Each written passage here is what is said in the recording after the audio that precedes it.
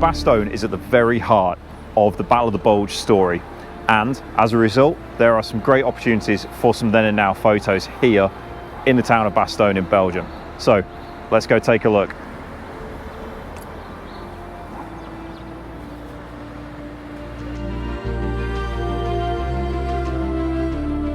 Right, so currently stood here in McAuliffe Square, and it's now a car park. It's the main car park of the town, but there are still some comparison photos that can be taken, and we can see here the devastation caused by the Luftwaffe bombing that took place here during the Battle of the Bulge.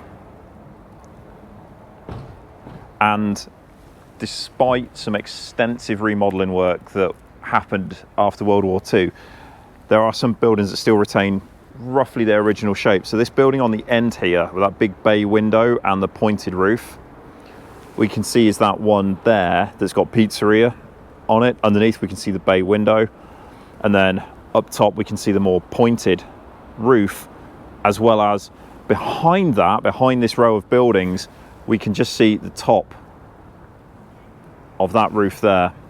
And then we have the main road that runs out to the west of the town, heading down there just in front of this half track. Right, so just on the edge of what would become known as McAuliffe Square in honour of Brigadier General McAuliffe, who ran the defence of Bastogne here during December 1944, is this photo. And in this photo we can see General Maxwell Taylor. Now, he was the divisional commander of the 101st Airborne Division, but initially he wasn't here at Bastogne. I think he was either stateside or in England, and he wasn't able to get to Bastogne in time before it got encircled. But afterwards, when the siege was broken, he visited the city to see where his men fought, and you can clearly see the great sign, Bastogne, bastion of the battered bastards of the 101st. And that image was taken right here next to the pizzeria restaurant that we could see in the previous then and now photo from the central car park. You have to bear with me because a lot has changed. The brickwork that is prominent on what was a big window here has since been covered up, and we've got all this boarding here as well from the entranceway to the restaurant now. But in other photos of this particular place, you can see the bay window above, so that would be about here, and it clearly shows this building. So this is the spot where Maxwell Taylor is meeting fellow officers that would have fought here in the defence of Bastogne in December 1944.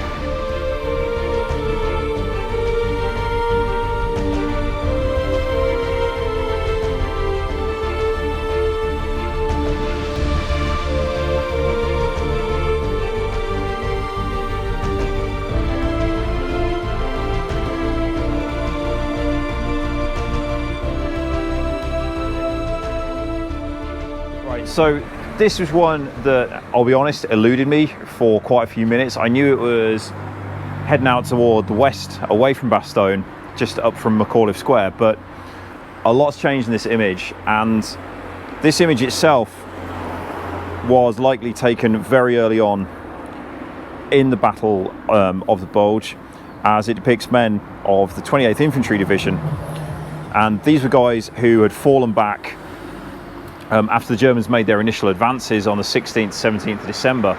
They ended up here, and then as a mixed bag of different infantry units, they ended up being known as Team Snafu, or Situation Normal, all fucked up. And it was here that this image was taken. Now, again, similar to the one with General Taylor, you do kind of have to use your imagination a little bit because it has changed quite a lot. This open archway and this sort of lowered door on the first floor there has now gone. It's now this night shop, whatever a night shop actually is, but we can see the building next to it, and there's the two big square windows with the doorway in the center, and that's clearly this building here. We can also see the windows on the upper floor. We've got two square windows again with a thinner rectangular window in the middle.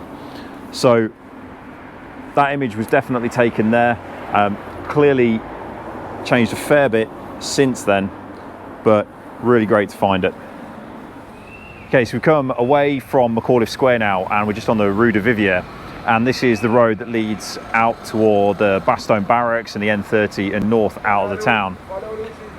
What's really cool about here though is this photo was taken, I'm not sure, I think probably it was taken before the battle really got underway here, and I think that they are vehicles from the 10th Armoured Division that were in and around the Bastogne area at the time of the counter-offensive. And we can tell in this photo that this big building here, this most prominent one, is that big grey building there. The windows are still the same.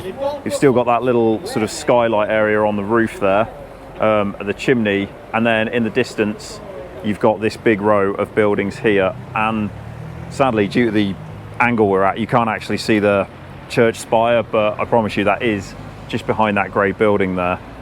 It's unfortunate that I can't actually stand in the middle of the road, but it's so busy here that if I did I'd be holding up traffic or getting run over. So just have to again use a little bit of imagination, but this is definitely the location. Okay, so as we move further out of Bastogne, we're now on the Place Saint-Pierre, and we can clearly see here Bastogne Church is right there, and then this view of the building looking up the street, heading all the way up to McAuliffe Square right on the other end of this road. This must have been taken either late December or early January. There's a lot of snow on the ground. There wasn't snow here initially when the Battle of the Bulge started, and also as well we can see what looks like bomb damage from the Luftwaffe raids that hit Bastogne during that December period. Okay, so this is the final location here in Bastogne for the then and nows, and again it's another one that's changed quite a lot, but this well-known photo of men from the 101st marching from the north of Bastogne, rounding this corner here, and then they're about to head up the N30 up here, up and out of the city.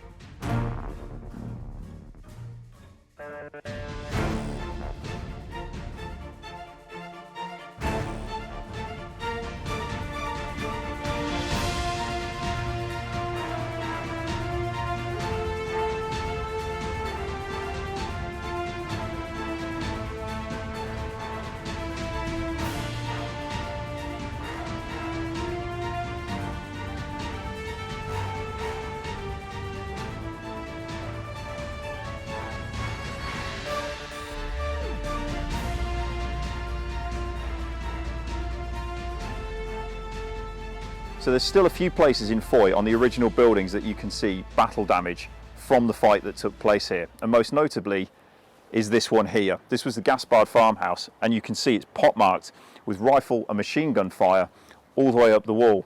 Most notably, that top window. That was where the sniper was that Shifty Powers took out after Carwood Lipton made his dash across the street. But one interesting point about what took place here between Shifty and Lipton was, whilst that part of the senior band of brothers is correct, there was no singing or celebrating by the church, because at the time the battle here for Foy was still raging. So there's not too many then and nows here in Foy, but there's a couple that we're going to have a look at today, and I quite like this. Now, these are clearly taken in later January 1945, after the battle for Foy had been completely finished. And here we can see clearly the farmhouse there, what was the former aid station just behind it, and then we've got 2 Dodge ambulances there and a Jeep coming down this road. And you can clearly see how badly shot up the village was, with all the detritus and broken wood and God knows what else all laying on the road there.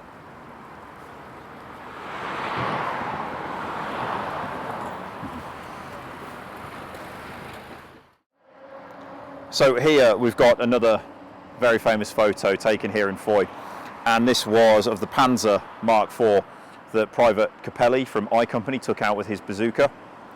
It was a Aus J, so sort of Mark J, and it was numbered 322. So we know that it was from the 3rd Company, 2nd Zug, and it was the 2nd tank in that Zug. And it was from the 33rd Panzer Regiment of the 9th Panzer Division. And we can clearly see there the remnants of the church. It's now got its new spire on top, but it sustained quite a lot of damage.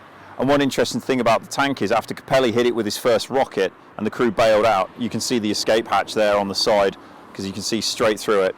They bailed out.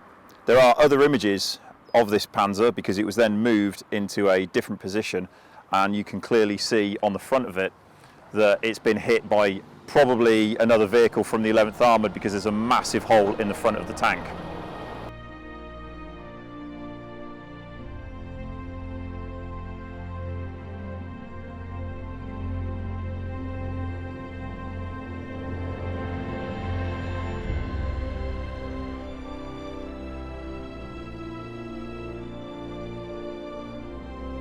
So I hope you've enjoyed this episode of Then and Nows from Bastogne and Foy. It's always a great place to be, and I hope you've enjoyed it too. All right, I'll see you all in the next one.